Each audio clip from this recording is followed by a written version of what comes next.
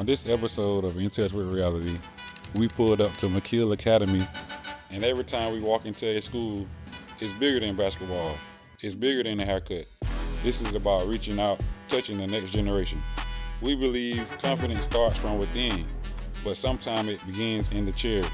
So today we came to bless these young men with some confidence through the Clippers, encouragement through conversation, and vision for life beyond the game. This is more than a haircut. This is more than basketball. These are conversations that shift culture. Welcome to In Touch with Reality.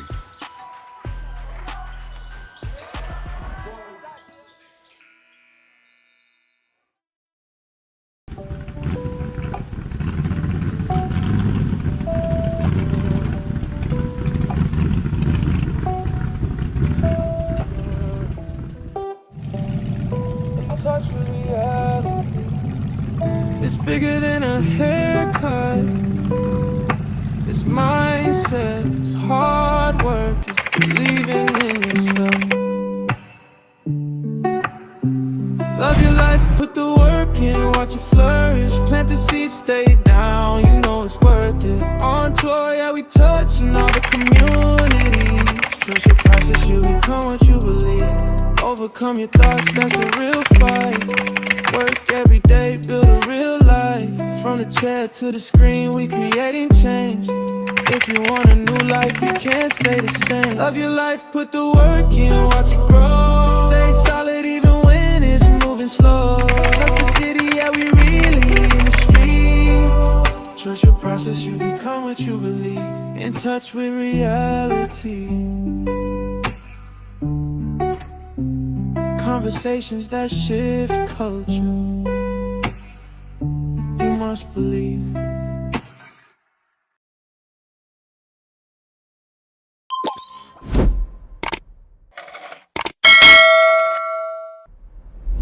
Trigger Trey! What up? What up? What's going on with it, man? No, man's just So, chilling. what we doing today? You getting one of these? Nah. You want one of these? Nah. What we doing? What we doing? We gonna get a little taste of them line up. Are you gonna get the table? I mean, A lineup. line up. My fault. Yeah, line up. I know you told me you're growing it out on the side, so I don't want to, go against that. Yeah, just a. Man, I want to get right to it because when I seen this play online, I wasn't at the game when you guys played against Lakeland Christian, Yes, right? It's 69-69. I see you bringing the ball up the court, right? What's going through your mind in that moment? I would say like, in those moments, I'm most calm. I feel like that's when I do my best. So I wasn't really stressing because I feel like I can get a good shot in that moment. I'm great in like crunch time, so I feel like I wasn't really rushing, and I was just trying to run the play that we had executed in the huddle. So, great stuff. As you pass the ball, right? Yes, Are you thinking in that moment I should have kept it, or are you like I'm running the play? I think if I would have kept it, I would have probably had the cause I think Eli was guarding me. Double.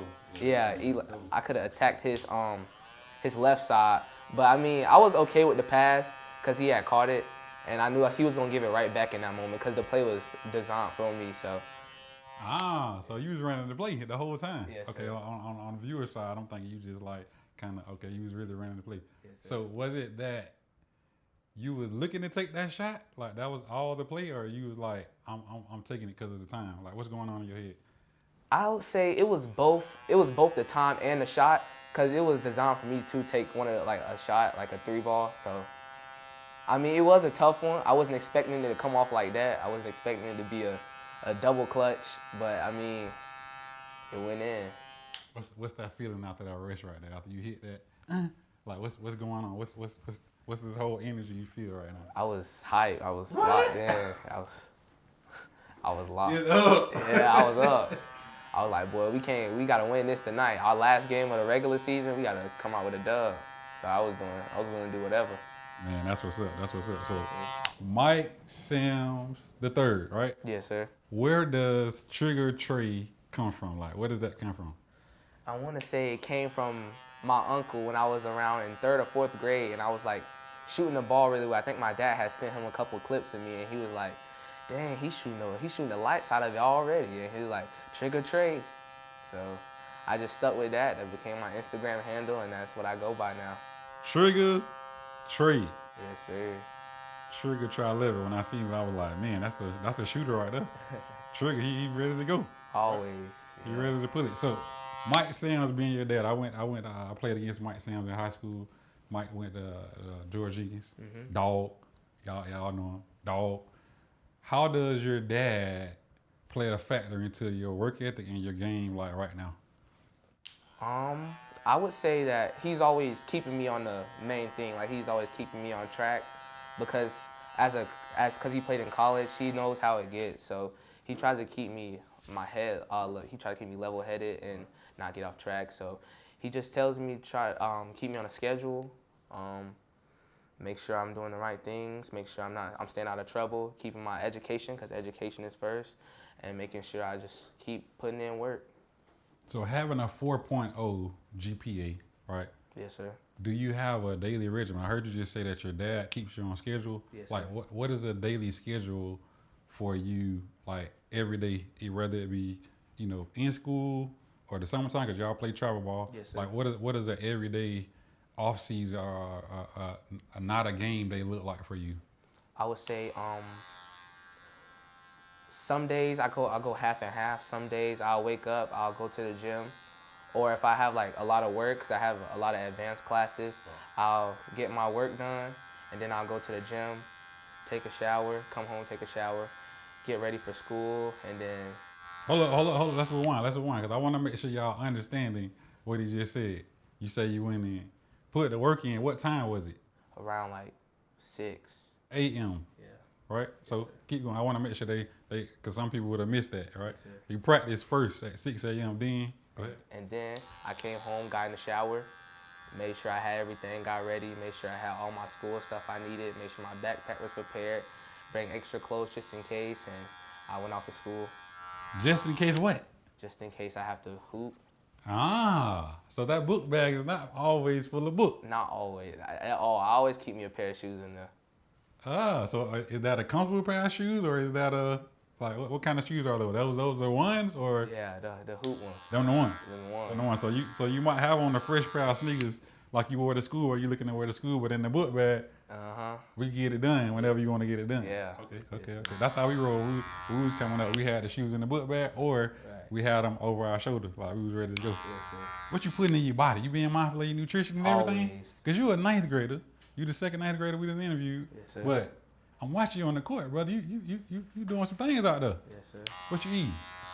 I try to stay off the fast food and the fried foods, because I know as an athlete and playing big time minutes and having a big role on my team, I try to stay off the fried stuff and all the unhealthy stuff. So I limit myself. I try to eat home cooked meals. My mom, she's a great cook. Shout out, Mom.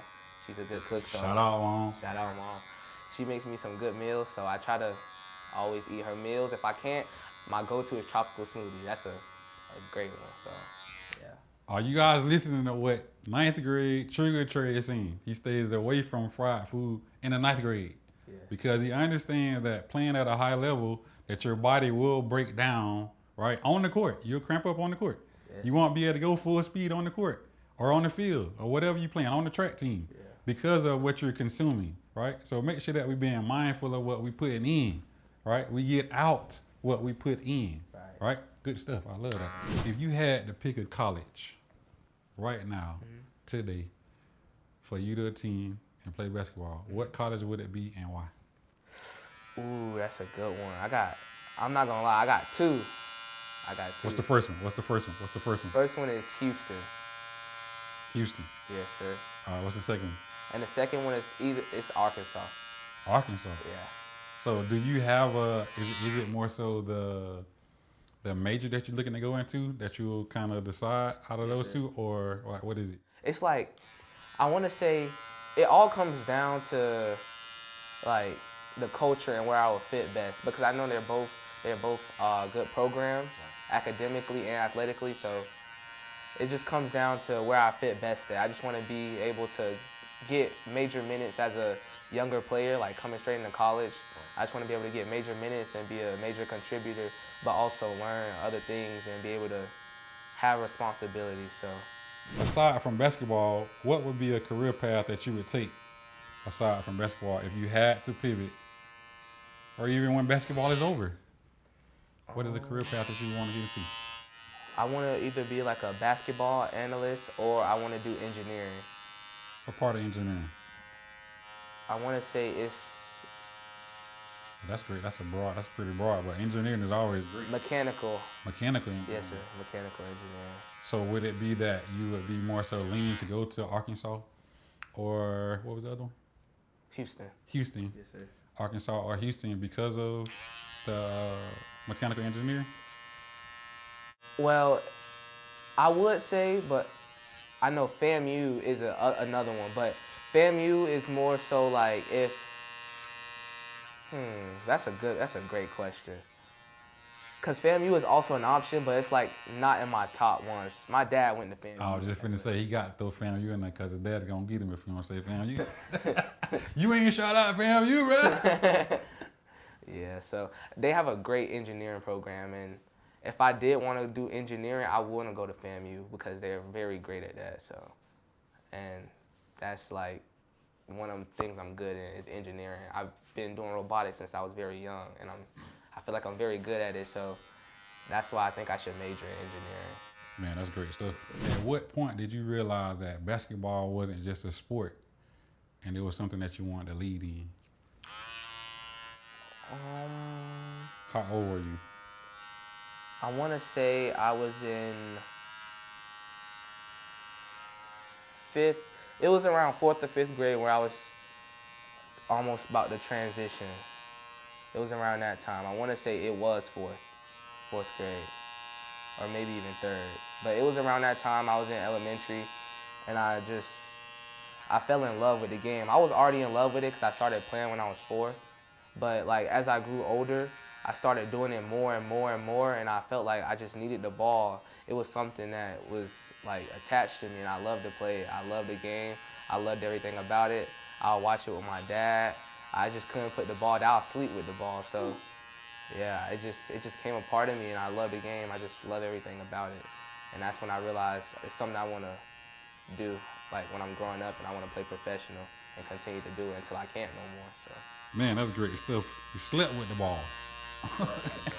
That's major right there. The little old ball, I was always sleeping with it. So in the 3rd grade, you figured that you was ready to go to the next level to taking on basketball as being Trigger Trey.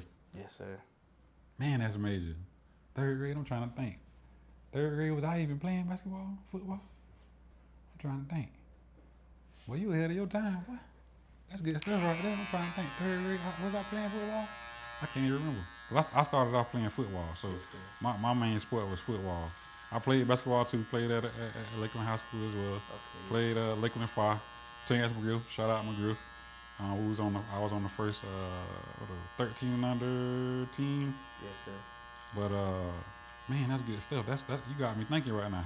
So who is that team here in the city? Who is that team that when you play against them, you know you got to bring it? Who is that team? You know you got to bring it every time you play them. Because let me not miss or forget to put in there. You've been playing on Washington since you was in the 8th grade, right?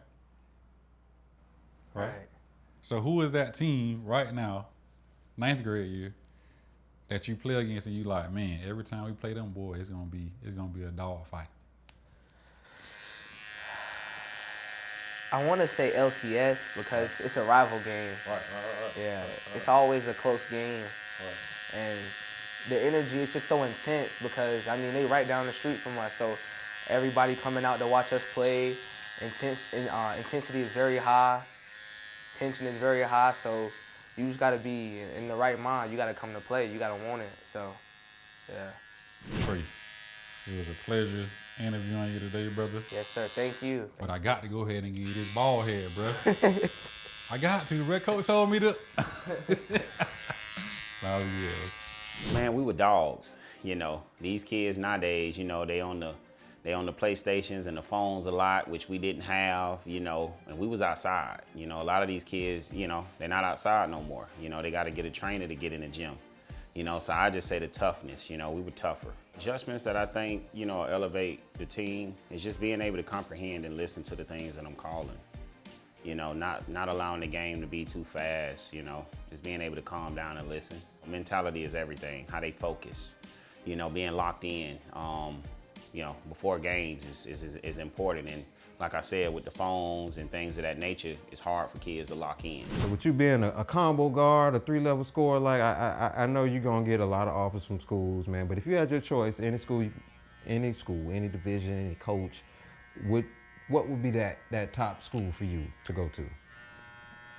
Probably Kansas. Kansas. Yeah, Kansas or Baylor. Oh wow, okay, dang, no, all right. And those are in the Big 10, Big 12? No, wait. Big 12. I just watched them play yesterday. Yeah, you saw Big it. 12. I mean, if you was on that court, what side? What can you say that you was gonna do to help your side win? Kansas. 'Cause Arizona was the #1 team in the country, man. I mean, I'll go play hard. Okay. Be aggressive. Would you say your game more like Mr. Peterson's? He's getting there. I'm trying to get it there. His game just like, I just feel like he just too pro ready for college. Like, it looked too easy. It does, man. I was given the opportunity to finally see him play over in the BYU game, and I was definitely surprised to see how well he played and how well he played in the moment. And with that being said, I know you've averaged 20 points. You the go-to guy for the team.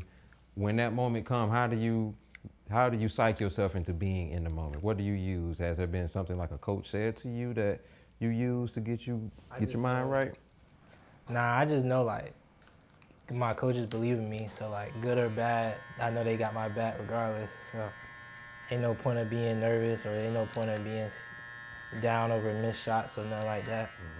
Because you got a full game and it can change in like one quarter. That's real. Kobe once said, the bad shot is the shot that you don't take, right? Something to that effect. Yes, sir. Forgive me, Bean. If there's anybody that you could say, you want to model your game after, I know I just mentioned Peterson, but, is there anybody professional that's ever played that you feel like you can see yourself playing like them at some point in your career? Probably Keontae George Oh, wow, really? from Utah Jazz. Okay. He's a fourth year player? Fifth year player? Third year. Third year? But he a combo guard, right? Yeah, so he a combo guard. He's a terror when it comes to scoring. What's something in your game that you're working on that you want to add to your game that that it's probably not something you would have done before? Probably my shooting and like just getting more athletic and in better shape. Okay. And by better shape, working out? Yes. Okay. Getting to understand your body more? Yes, Is there a team that you play for during the summer when you're not playing with McKeel? Right now, I just joined Swan City Elite, so playing with them. Oh, really? Was there any type of tournaments you guys might be going on that you want to, that you know about? The Uncle Drew circuit, like all them sessions, I'm gonna be there. Oh, wait, Uncle Drew, that's Kyrie. Kyrie. Okay, all right. Have you been around other big name players before? Yeah. On the court? Yeah, so I play with big time players like Quentin Wilson. Y'all probably know who that is. I play with him on like Knight Riders, and there's a lot of players for good players around here. Mm-hmm. Where has some places that ball has allowed you to go? What kind of cities you've been to? Cincinnati, I've been to Philly, Baltimore, where Miami, but Miami's in Florida. But it's still a place to go. Yeah. Where Texas, them were free right there. I'm trying to remember all of them, but them the main ones. Okay. Between these two subjects, which one you like the most? Math or literature, language arts, stuff like that? Math. You a math guy? Yeah. Okay. What about prom or homecoming? Homecoming. Did you go to homecoming? This year, not this year. Next year. You gonna go next year? Okay. Now you say your little sister is how old? 5. 5. Your little sister you think she's gonna want to play ball one day? I think, but I don't know if my dad wanted her to play basketball, though. Really? She probably wanted to play a different sport.